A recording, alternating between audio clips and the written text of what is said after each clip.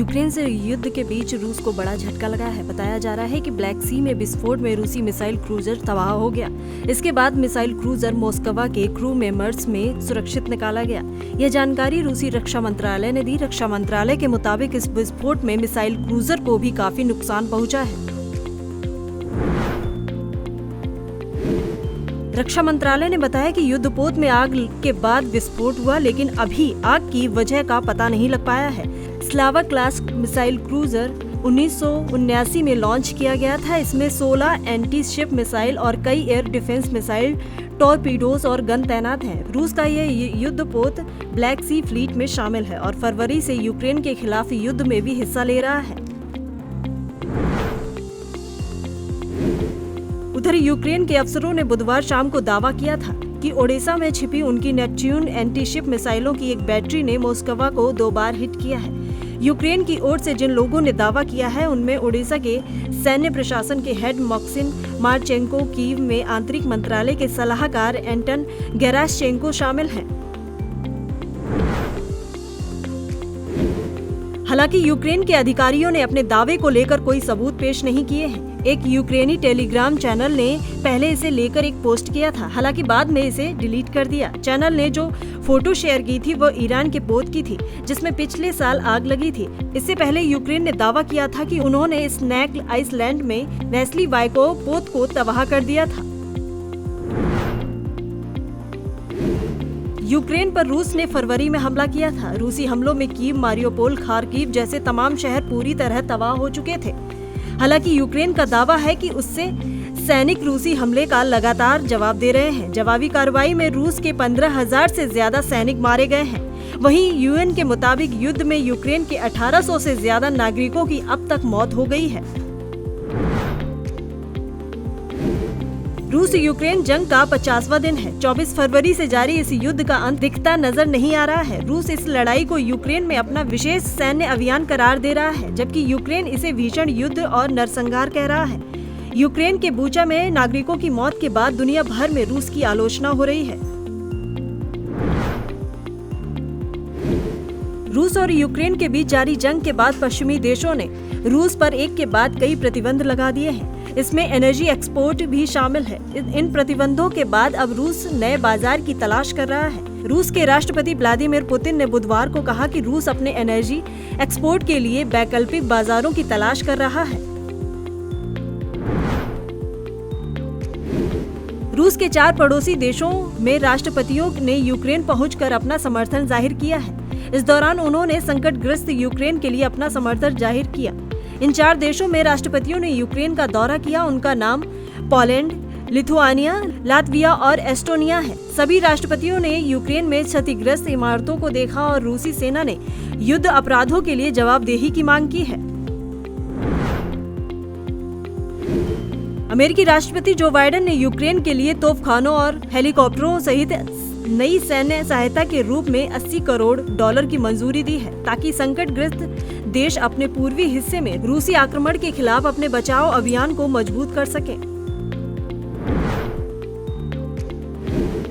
US की treasury सचिव ने युद्ध खत्म करने के लिए चीन से गुहार लगाई है। अमेरिका की ट्रेजरी सचिव जेनेट एलन ने रूस यूक्रेन युद्ध में चीन के दखल की मांग की है। एलन ने आग्रह किया है कि चीन को रूस के साथ अपने विशेष संबंधों को इस्तेमाल करके युद्ध की समाप्ति में भूमिका निभानी चाहिए। 1 महीने से ज्यादा समय से रूसी सैनिकों से घिरे पूर्वी यूक्रेन के एक रणनीतिक बंदरगाह शहर मारियोपोल में 1000 से अधिक यूक्रेनी सैनिकों ने आत्मसमर्पण कर दिया है। रूस के रक्षा मंत्रालय क्रेमलिन ने यह दावा किया है। रूस यूक्रेन युद्ध के 51 दिन होने आए हैं, लेकिन पुतिन के तेवर हैं कि ढीले पड़ने के बजाय और ज्यादा सख्त होते जा रहे हैं और अब वो दुनिया को अपने न्यूक्लियर तेवर दिखा रहे हैं। पुतिन ने 1 हफ्ते में दूसरी बार अपने न्यूक्लियर ब्रीफकेस का सार्वजनिक प्रदर्शन किया है।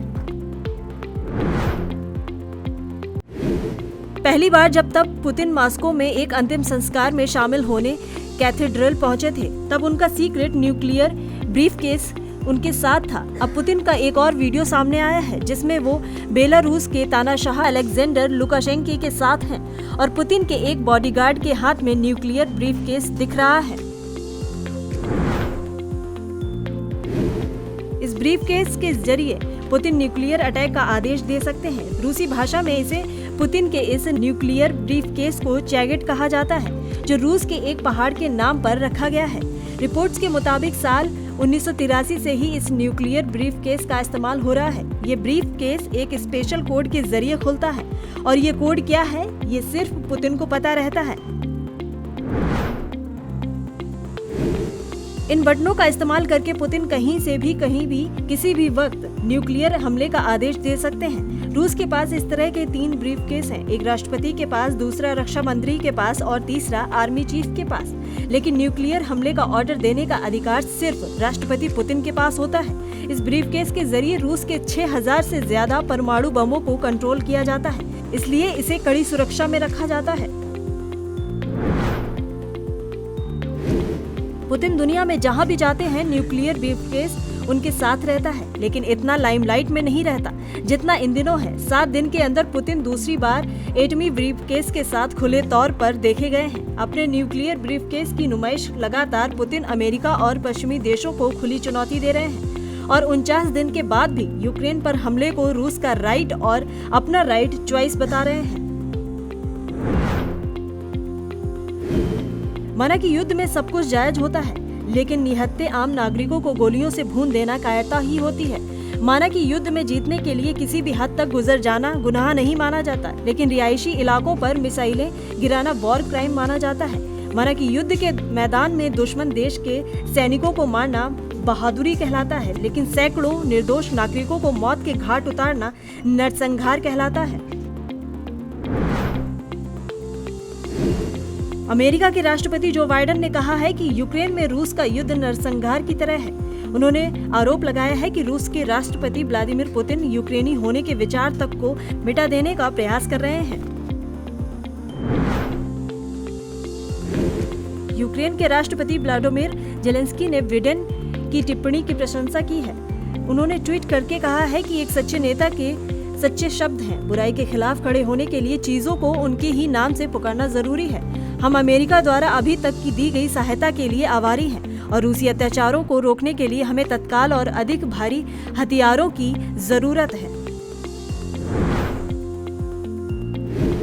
बाइडेन ने कहा है कि यह वकील ही तय करेंगे कि क्या अंतर्राष्ट्रीय मानकों के आधार पर रूस नरसंहार कर रहा है या नहीं। जैसा कि यूक्रेनी अधिकारियों ने दावा किया है कि उन्होंने कहा, मुझे तो ऐसा ही लगता है।